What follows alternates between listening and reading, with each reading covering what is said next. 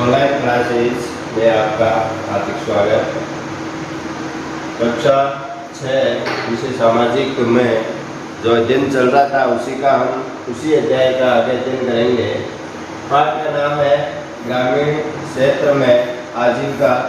यानी हमने आजीविका के बारे में अध्ययन किया था, किस प्रकार से वहाँ के लोग कलपट्टू नामक जो गांव है उस गांव के बारे में हमने अध्ययन किया था कि लोग क्या करते हैं, कैसे कार्य करते हैं, इसके बारे में हमने कुछ अध्ययन किया था। उसके बाद हम फिर आज थोड़ा और इसी के ऊपर चर्चा करेंगे कि कलपट्टू गांव है वो इस गांव के चाय के दुकान के पास, यानी वहाँ पे लोग कोई चाय बनाता है, कोई शिक्षक था, कोई इंजीनियर था, कोई डॉक्टर था, कई बार भी रहते थे। ज़्यादातर खेती की ज़्यादा थे, यानी लगभग 40% से ज़्यादा लोग वहाँ पर खेती का कार्य भी करते थे। इनमें से कई प्रकार के लोग भी वहाँ पे रहते थे। उनने व्यंजन के बारे में भी पढ़ा था, टिफिन सेंटर भी था। तो चाय की दुकान है, उस चाय की दुकान के पास लोहार की दुकान, यानी लोहार का घर है।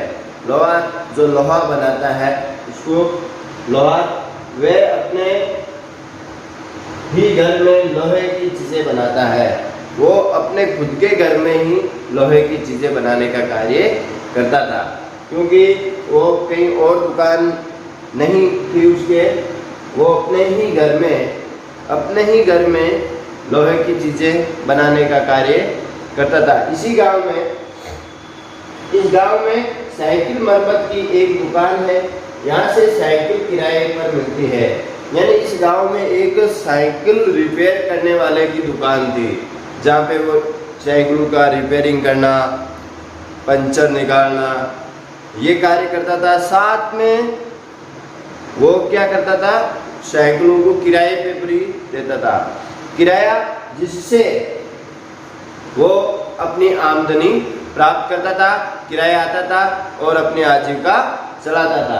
इसके अलावा हम बात करते हैं, इसी गांव में 2 परिवार ऐसे भी थे जो कपड़ा धोकर अपनी आजीविका चलाते थे, यानी धोबी जिसको हम कह सकते हैं।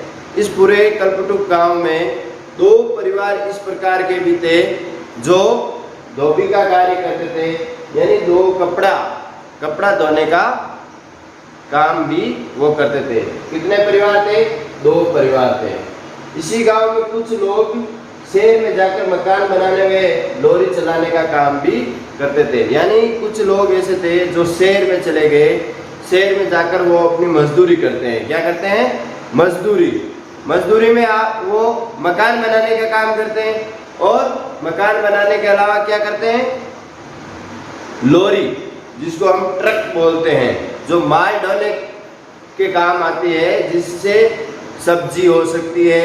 यानी गांव से वो शहर में चले जाते हैं और शहर में जाकर अपना ये कार्य वो वहाँ जाकर करते हैं। कुछ मकान बनाने का काम, जिसको हम कारीगर बोलते हैं।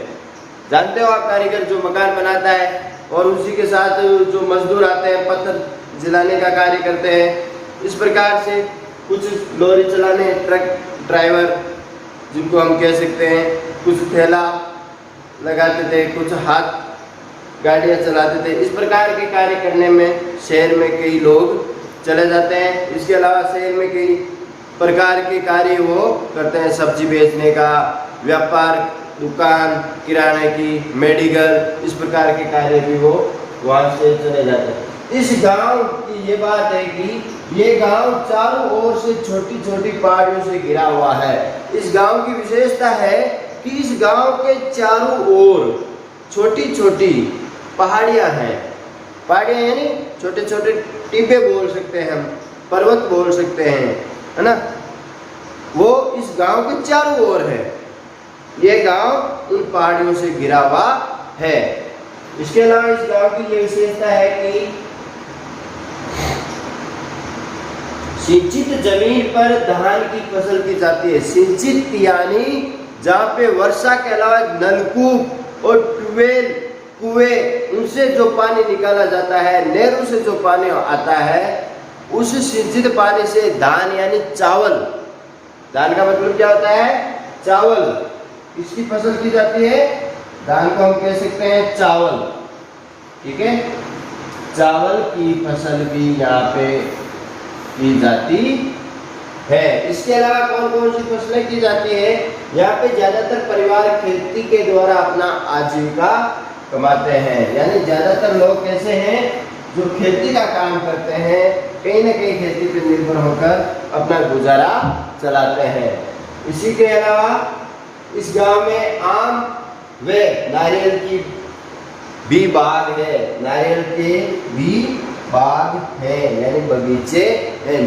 नारियल आप जानते हैं, आम ये भी वहाँ पर पैदावार होती है जिससे वे अपने जीवन का निर्वाह करते हैं। इसके अलावा वहाँ पे फसल में आप बात करते हैं तो गन्ना, कपास और कपास यानी कपास उगाई जाती है।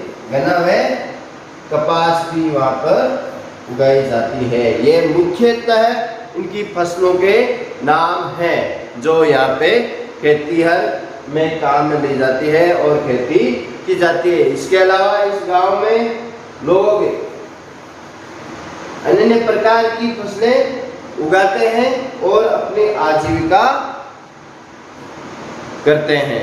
फिर हम कल इस आगे का अध्ययन करेंगे, जैसे तुलसी नामक कुछ व्यक्तियों की वार्तालाप के बारे में हम चर्चा करेंगे। धन्यवाद।